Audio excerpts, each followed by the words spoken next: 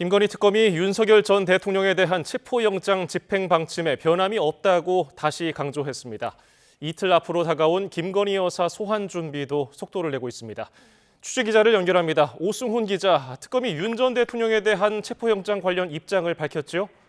네, 김건희 특검이 오늘 브리핑을 통해 윤석열 전 대통령에 대한 체포영장 집행 방침에 변함이 없다고 다시 한번 강조했습니다. 그러면서 물리력을 사용한 체포영장 집행도 문제가 없는 것으로 생각한다고 밝혔습니다. 다만 구체적인 시점과 관련해서는 신중히 결정하겠다고 설명했는데요. 영장 유효기간인 7일 이후에도 체포영장 집행이 가능하다는 의견이 있다고도 덧붙였습니다. 오는 6일에는 김건희 여사를 소환 조사하는데 시간을 넉넉히 두고 집행 시기를 결정하겠다는 뜻으로 보입니다. 특검이 박근혜 국정농단 특검도 언급했죠? 네, 그렇습니다. 김건희 특검은 윤석열 전 대통령이 수사팀장을 맡았던 박근혜 국정농단 특검도 거론했습니다. 당시 윤 전 대통령이 최순실 씨에 대한 체포영장을 발부받아 강제 구인하기도 했다는 건데요. 윤 전 대통령이 어떻게 수사하는지 잘 알고 있고 똑같이 적용하는 것뿐이라고 덧붙였습니다.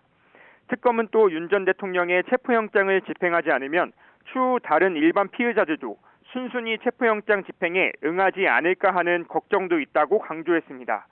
이어 윤 전 대통령 측이 변호인 선임계를 냈다고 주장하고 있지만 아직 도착하지 않았다고 덧붙이기도 했습니다. 윤석열 전 대통령 측의 입장도 나왔죠?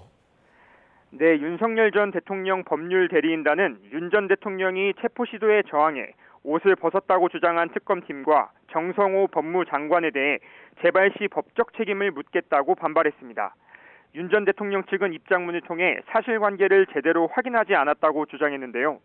윤 전 대통령이 변호인을 만나기 위해 대기하던 중에 특검이 찾아왔고 변호인 접견도 불가능할 것이라고 생각해 너무 더워 잠시 수의를 벗은 것이라고 설명했습니다. 이에 대해 특검도 곧장 반박했습니다. 수의를 벗는 게 더위를 피하기 위함이라고 하는데 특검팀이 보기에는 아니었다면서 누운 상태로 완강히 저항했다고 브리핑했고 법무부 장관도 서울구치소 의견을 받아들여 마찬가지라고 말했다고 지적했습니다. 모레 김건희 여사 조사를 앞두고 핵심 인물들에 대한 줄 소환도 이어지고 있다고요? 네, 김건희 특검은 모레 오전 김건희 여사를 처음으로 공개 소환해 조사합니다. 김 여사 소환을 앞두고 보강 수사가 한창인데 오늘은 김영선 전 국민의힘 의원을 불러 조사하고 있습니다. 김 여사의 공천 개입 의혹을 확인하기 위해서인데 김 전 의원은 명태균 씨를 통해 윤 전 대통령 부부에게 무상으로 여론조사를 제공하는 대가로 지난 2022년 보궐선거 공천을 받았다는 의혹을 받고 있습니다.